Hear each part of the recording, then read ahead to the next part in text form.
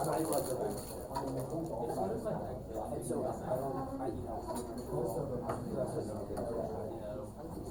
make sure the air's on? Would you mind make sure the air conditioner's on? Just turn it down.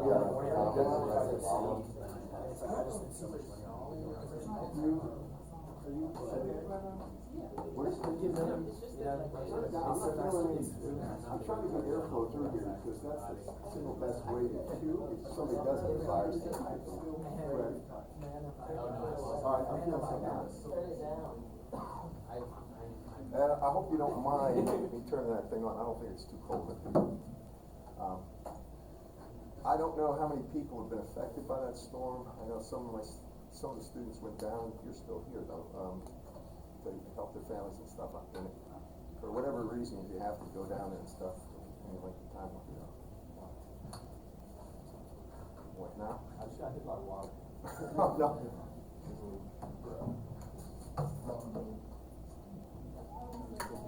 I gotta tell you this, years ago, we had a problem with this area flooding, literally. I mean, there would be standing water of a couple inches down here, and that was terribly irritating. You try to have a class and you have wet feet. Okay, so now, questions about the homework. And I gave you radar and freeze homework, right, and standard antenna homework. Anything at all? Kind of shy. Usually I get a question too, but if there is none, I'm fine with it. I'd like you to at least probably one problem dealing with freeze. We could do a radar problem, but I think that would be more appropriate. You got one for me? Yeah. I mean, I hope you do. Yeah. They're straightforward, but at the same time, there's some confusing aspects. Which problem? That's 8.14. Wait, no. 4.4. That's 4.9. 4.9. That's radar, isn't it? Yeah. 8.49 is consider a pair of half-wave dipole antennas. All right, hold on here. Halfway dipole, go ahead. Use a pair of them operating at 1 gigahertz, separated by 100 meters.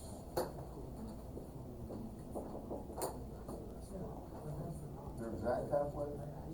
Yes. Okay. To test the effect of polarization, the antenna at the origin is allowed to rotate to angle theta, XZ plane. All right, I'm going to tell you that problem itself is just taking the Friese equation, multiplying by the cosine squared of the angular difference. You can put it up there, but I don't think that's the problem that, I think this would be a better problem. Yeah. You know what I'm talking about? If it rotates this way, and there's a polarization mismatch, you just have to find the angular difference between the orientations of two antennas. And then take the cosine of that angle and square it, multiply that by the actual, the Friese equation. Are you with me? So that's it. But for the other ones, the one I want to get. Well, is this the one that has the Video load. how about that? I want one with a load on it and with a source resistance. Is that 551? Yes. It's source voltage with an amplitude of 12 volts. Alright, so Source resistance 50 ohms. 12 volts. Yes. Drives a half-wave dipole antenna at 500 megahertz.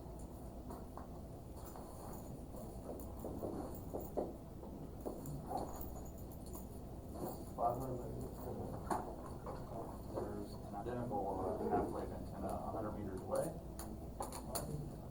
It's straight on.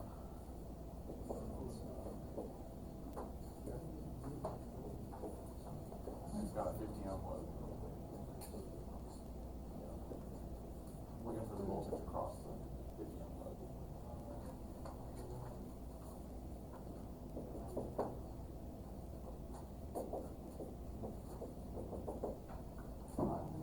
This is more or less a classic problem. I pay attention to this one, folks. Alright, for this problem, what's the first thing we need to do? Current. We need the current in the first antenna. So we take a look at this, and go ahead and put the equivalent circuit for that dipole, so it's 12 volts. Then I have 50 ohms here. Now, this is an exact half wave. If it's an exact half wave, it's 73.2, and then it's gonna have a reactance of J 42.5. And then I'm gonna get this current I. So that current is simply gonna be what? 12 over, and that's gonna be 123 plus J 42.5. And the only thing I want is the magnitude of that current. Can you give that to me? I hope you all did this. 0.092 amps. 0 point, what did you say?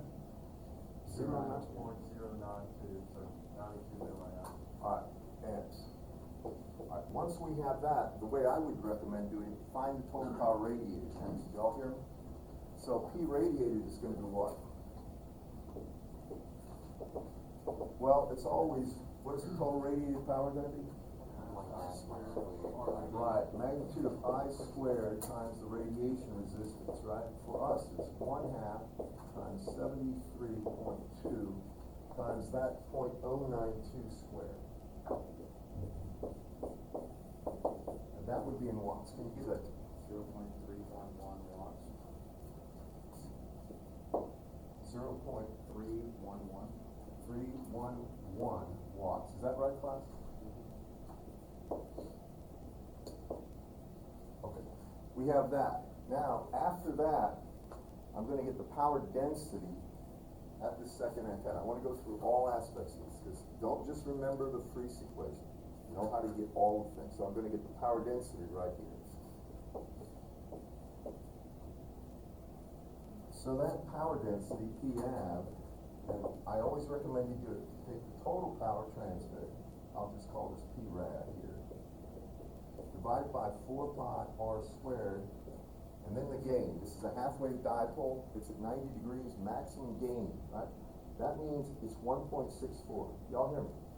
That's the gain of this. So it'd be times 1.64 right here. So that's 0.311 over 4 pi, and it's 100 squared. And it's times 1.64. So go ahead, give that to me. I'm going through this. We're going to thank me for doing this.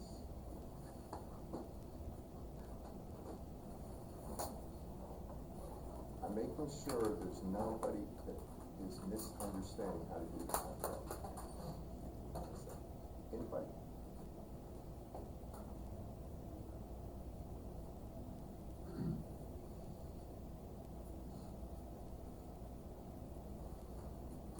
Anyone? 4.05 microwatts. Microwatts per meter squared, right? It's power density, right? Now, what is that power density equal to? I keep saying this. If it's a propagating wave, and it is, what is the power density equal to in terms? Well, I'll tell you what, I'm going to leave it as just that. I was going to get the E field from here. Does everybody know how to get the E field if you have the power density? It's 1/2 magnitude of E squared over 8 and out. We don't need the E field for that one, but that's how you get it. Y'all follow? All right, so now that we have the power density right there, next thing I'm going to get is the power actually received by that antenna. So P received, right, by that antenna is going to be that density, PAV, times the actual size, the electrical size. What do we call the electrical size? The aperture. And it's lambda squared over 4 pi times the gain. The gain of this one is 1.64. They're aligned for maximum power transfer. Do you all see that? If this one was off in some way, then you would have to take that angular function, cosine of pi over 2 cosine of theta over sine theta, and square it to get that value, and multiply by 1.64. But here it's just going to be 1.64. Now the wavelength, we're at 500 megahertz, so what is that? Lambda is C over F, 3 times, so is that 0.6?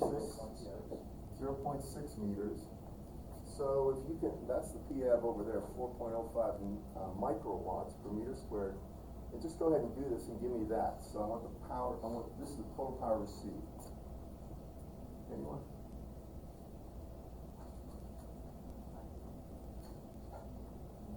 Yeah, 1.9 times 10 to the negative 7.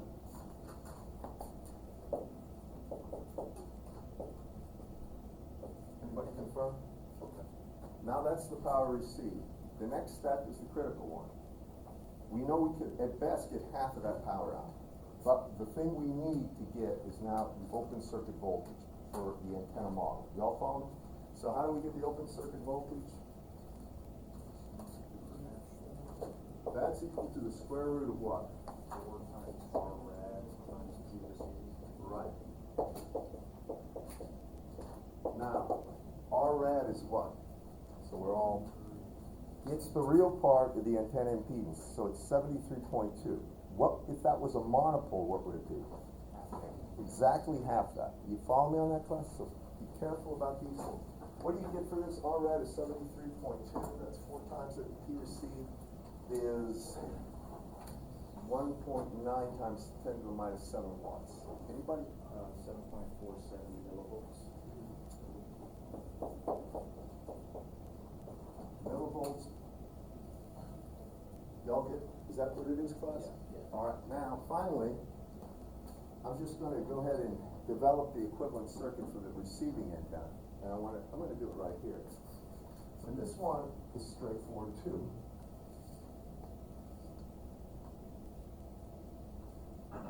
So I put in my open circuit voltage, all right, which is that, 7.47 millivolts.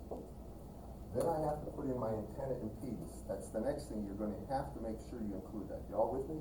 It's an exact halfway dipole, so the antenna impedance is going to be 73.2 and J 42.5. Now that's the internal part. That's what the antenna is modeled as, a voltage source in series with that. Now you put the load on.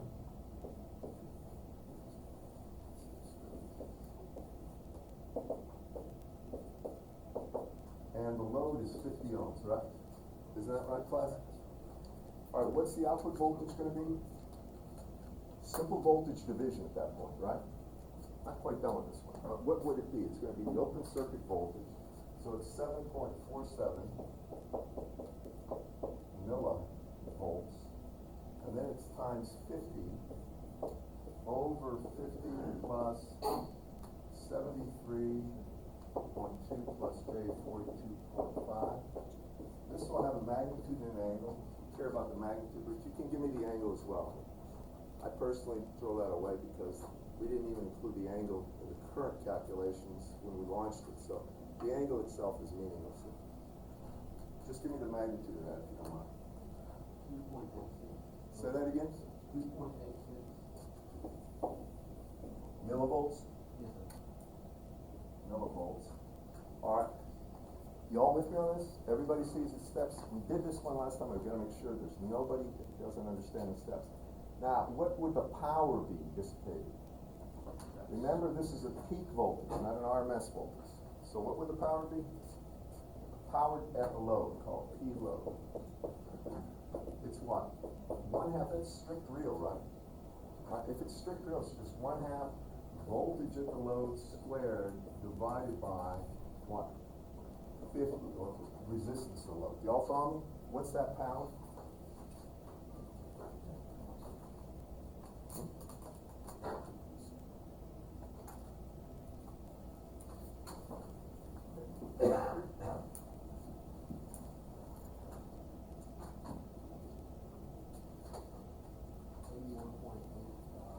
Milliwatts.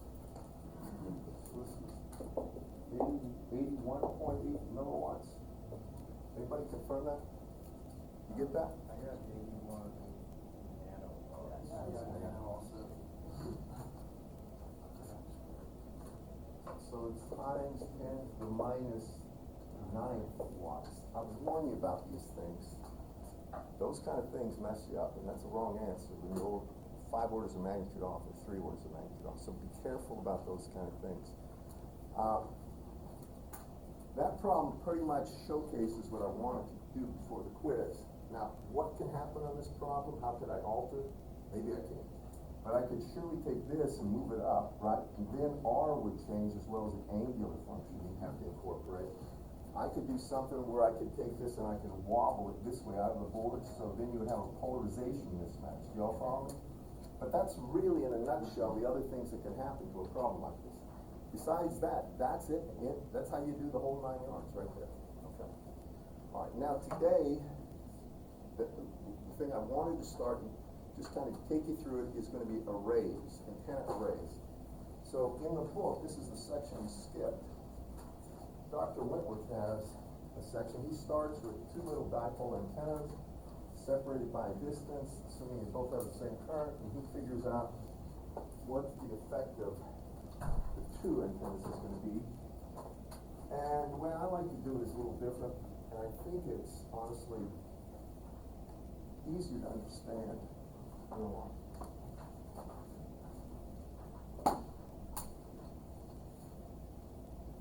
Now, I don't think you get antennas in the physics courses.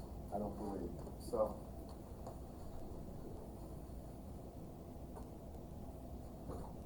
here's what really goes on. The way I like to do this is, I'm going to start assuming the antennas we're talking about are isotropic radiators. What we do is this. We just put a bunch of little antennas, all separated by distance d.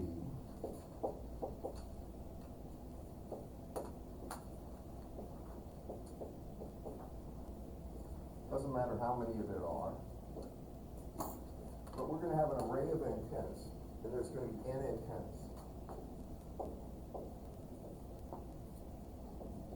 Now we're assuming these are all separated by a distance d. I'm only showing you 3, but it won't matter how many there are. And each of these antennas has the same magnitude of current, I naught. Alright, now the only way you can get this is by having something called a power coupler, because if you try to drive these with the same voltage to obtain the same current, the problem is there's a mutual impedance between these two. So the impedance of the inner one is different than the outer ones. You won't get the same current. But usually when they do arrays, the way they do it is they make the assumption, first of all, we're going to assume we have constant current on them, constant magnitude. They're separated by the same distance. Do y'all follow me? Then we're going to have a phase progression. So this one will be phase 0. This will be E to the J alpha. This will be E to the J2 alpha. This would be E to the J3 alpha. So it's going to have a progressive phase difference. Same magnitude, just a phase difference. Y'all follow me? Now, after that, what we're going to do, we're going to assume the fields, the electric fields from each one of these antennas for a single radiator, if it's isotropic, I'm a distance r away, with a current I naught. This is fictitious, all right? There's no such thing as this, but we want to start with an isotropic radiator, assuming we're going to assume the electric field is going to be equal to some k value, some proportionality constant, times the value of the current right there. It's over r, and then that's the distance from the antenna to the point of observation in the electric field, e to the minus j beta r, and it really doesn't matter the direction at this point. And that would be the electric field's formula. So in other words, you get rid of any angular variation because it's isotropic. And there's a proportionality constant k. So now we're going to figure out what the fields are from all these antennas at a point. And here's what we do. We're going to assume all these things are basically parallel rays. This is R, and we assume that R is much, much greater than n times d, or it's much, much further away than the array length. So we're a long ways away. And you guys know this, that if you're looking at something a long ways away, if you move a little bit, it still looks like your finger's pointed in the same direction. The ray trace is in the same direction. So we can assume that all these are parallel. This would be R, and there's going to be something else that happens. We're going to assume that all these, there's an angle theta that the array, the orientation of the ray makes with the radius vector R. You all follow me, class? So this is You could say that's theta as well, or phi, pardon phi. Now, the final thing you have to do this problem correctly is you have to see that there's a difference in distance. There's a delta r here that makes this one that much longer than this one. Y'all follow me? So if that's r and this delta r, this would be like r1, r2, and r3. And that delta r, if you take a look at it, that's really going to be d times the cosine of phi. Now, just take a look at this for a second. If this is phi right here, right? And this is d. The cosine of that, well, this is like the hypotenuse of the triangle. And you want adjacent over hypotenuse is cosine of that angle. Do y'all follow? So d times the cosine of that angle is delta r. And you'll notice when the cosine, when phi goes to 90 degrees, then the cosine goes to 0. And then at 90 degrees, all these ray vectors are pointing straight up, and they're all the same length. There is no delta r. Y'all see that, class? How many understand this so far? You got me on what's going on? All right, now, we're going to get the total field at a great distance away. Somewhere out here, we want E total from all of these. That's what we're after. Here's where it becomes simply adding them all. We're going to add up the fields from each one of these. So I'm going to say E total is going to be the E field from the first one. That's K I naught over R e to the minus j beta r plus, now it's going to be the electric field from the second antenna over here. Everything is the same except the distance r1 is really equal to r minus delta r. Can you all see that? Now, when I put that here, and there's going to be a phase difference, I have K I naught, and this one has a phase terms, e to the j alpha over r. And then it's going to have, well, I'll mention why that's r in a second, but this is going to be e to the minus j beta, and it will be r minus delta r. Y'all follow? Now that's a phase term, so you have to include the difference in distance. When we look at this r term that's dividing into that, think about that for a second. Well, 1 over a mile is about 1 over a mile in a wavelength. Y'all follow me? The wavelength's small, right? They're about the same, so we don't worry about this term being different from this term. But phase, remember, beta is 2 pi, right? Oh, what is beta? 2 pi for lambda, right? Now, in there, if delta r is of the order of a quarter wavelength or something, then it will have a significant effect on the phase. So that's the reason we include that phase term here.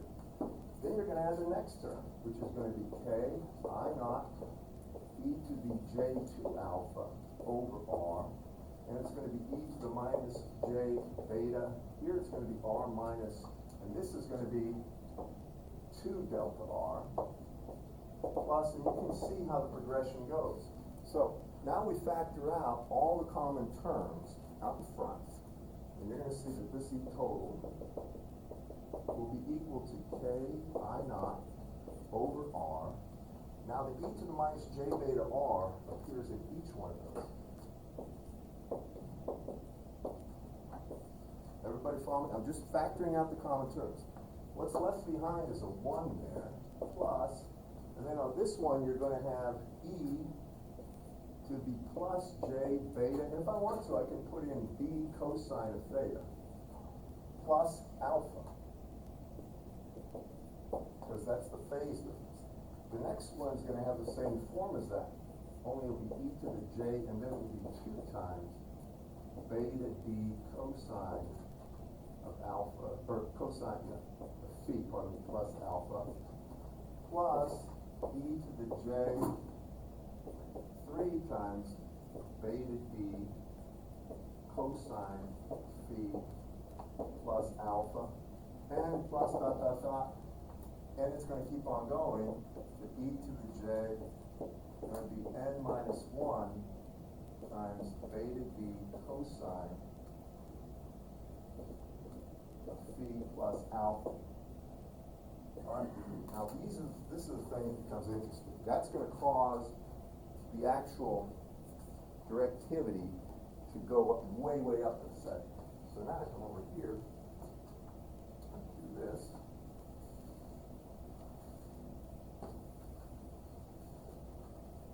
I think some of you remember this. I want to take a look at just that series right there, okay? So I have, and I'm going to create a variable that makes my life a little easier. I'll call it psi, and psi is simply going to be the beta d cosine of phi plus alpha. So that series right there is really a summation of e to the j, and it's really going to be small n psi, where n goes from 0 to n minus 1. And that would be, if you look at that, that's what I really have here when I talk about this series. Y'all follow me on that, class?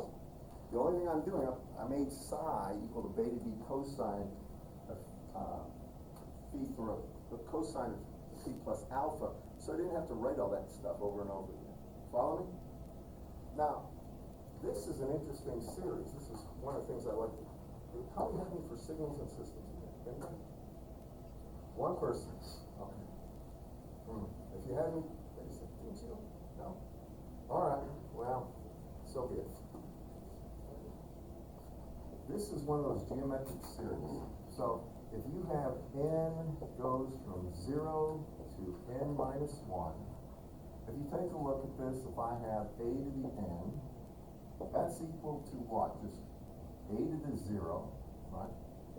Plus a to the 1, plus a to the 2, plus plus a to the n minus 1. You all follow me? I'm just writing it out.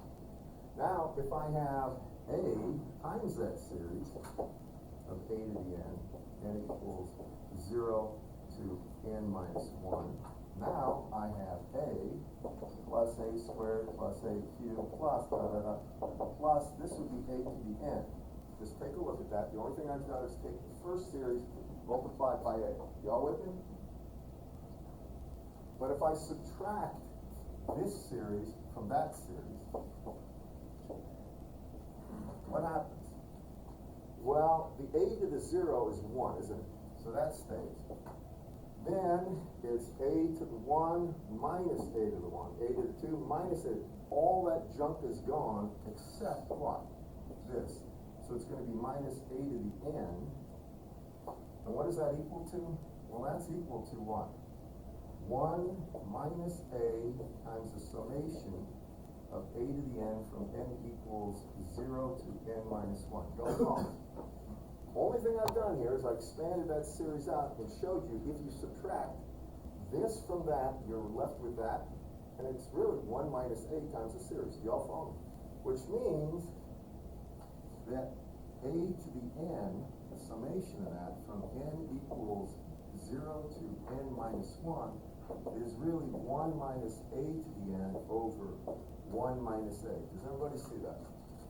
That's just a geometric series. How many of you remember that from your math courses?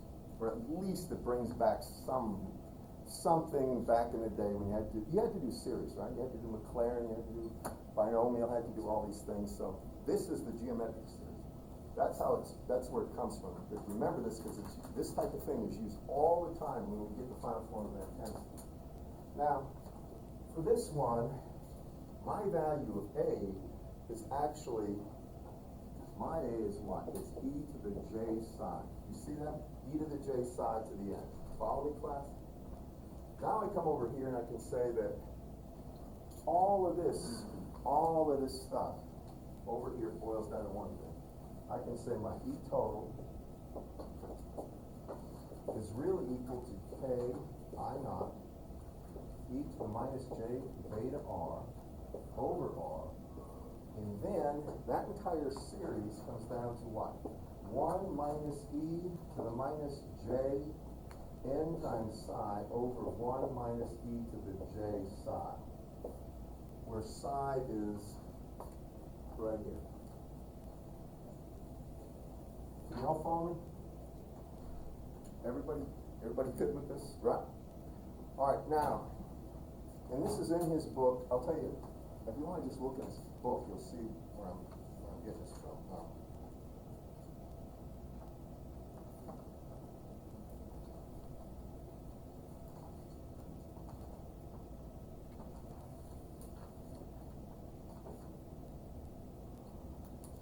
this is on 473, it starts, and at the top of 474 is sort of where I'm at. He used a short dipole for the, instead of a isotropic radiator, but that doesn't add to the actual information given. Now, over here, I want to take a moment and just, if you understand that, did you have a question? Why is the numerator and denominator sign of the exponent different? They're not. Sorry, that's on me. I'm sorry about that. No problem. All right, so, that's right. So, when we get to this point, right here, now I'm gonna come over here and I'm gonna do something. You'll find that this happens, this kind of mathematical trickery is done all the time. Anytime I have something where I have something with exponentials on top, I always think of turning it into something that's a trig function, either a sine or a cosine. So if I take that and I factor out e to the minus j n sine over 2 from the top part, I get e to the j n sine over 2 minus e to the minus j n sine over 2. That's this right here. Then on the bottom, I'm going to factor out e to the minus j psi over 2, and I'm left with e to the j psi over 2 minus e to the minus j psi over 2. Can everybody follow me on that? Take a look. How many see that right there? Only thing I'm doing, I'm focused on this. All right. Now, what is this? Think about it. I think you know. Think about it for 1 second, 2 seconds, 3 seconds. What is e to the j, e minus e to the minus j over 2j, remember this one, equals sine of theta? You all remember that? Right? What's that law called, or identity? Euler's, right? E-U-L-E-R-S. Very powerful. I mean, there's 3 forms of that that are important. So if I look at this and just multiply by 2j, now I have what this is. You'll notice that that phi is psi over 2 in the bottom, and it's n psi over 2 in the top. You all follow me, class? Now, when you put that in for both of these, now I have this. I have e to the minus j. I'm going to leave it as n psi over 2 over e to the minus j psi over 2. Then on top, remember I have 2j times this. On the bottom, right here, I'm going to have 2j, they cancel, and I have the sine of n psi over 2 over the sine of psi over 2. Just write that down. Don't worry about it. It's not going to be that bad. You just have to get this thing down. Now, once that's done, then come over here.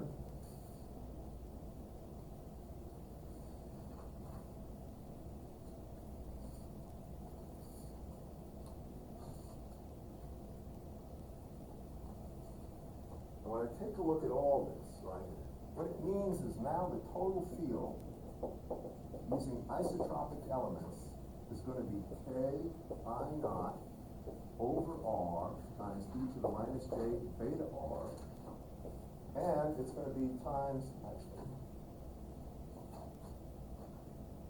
this, which is just a phase quantity here. So if you want to, this would be e to the minus j, and this would be n minus 1 over 2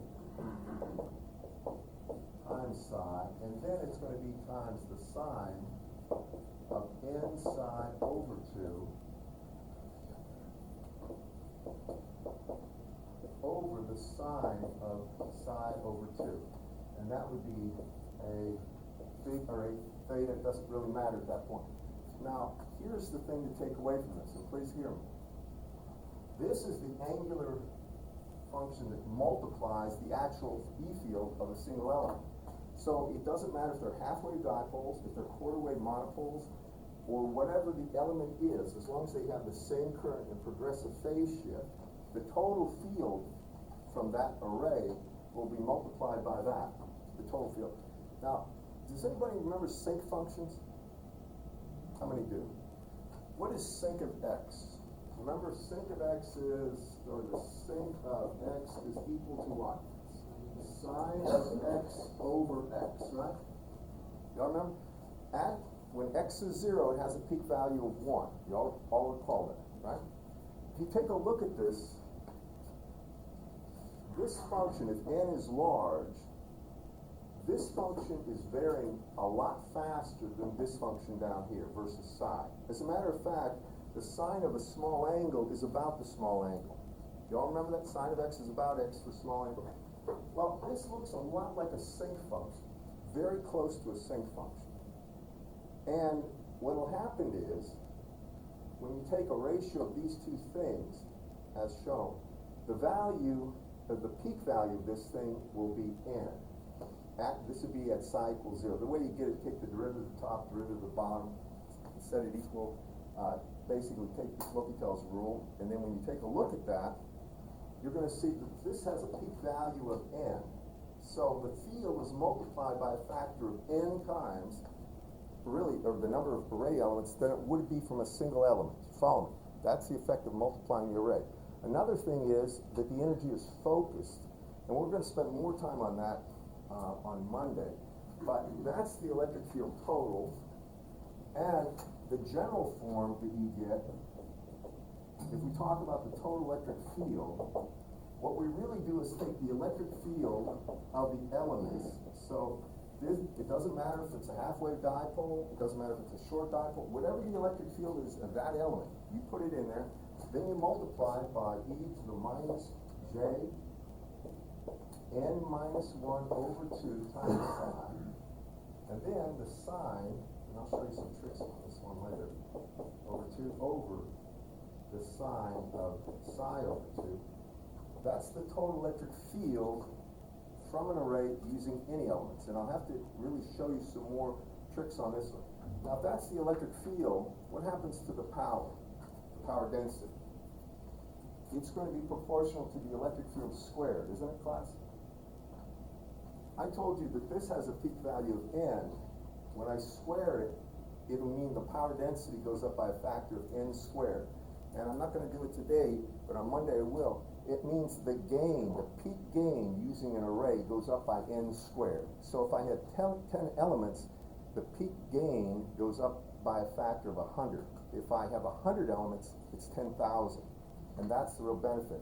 And this is just a straight linear array. Most arrays, phased arrays used on ships and stuff like this, are two-dimensional arrays. All right. So now you get your quiz.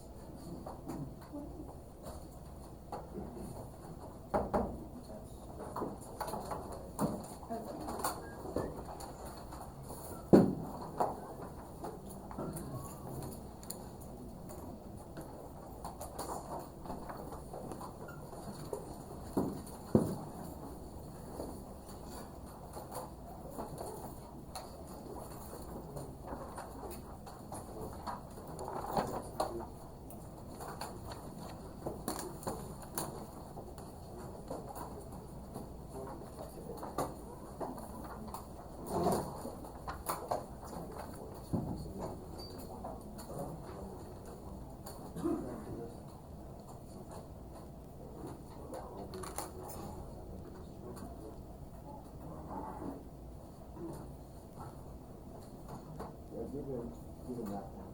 That right there, in the far wall. Oh. Well, that's on me.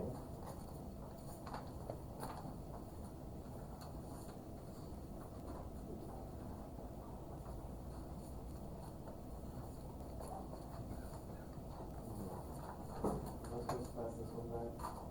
No, just hold it, I'll pick it up.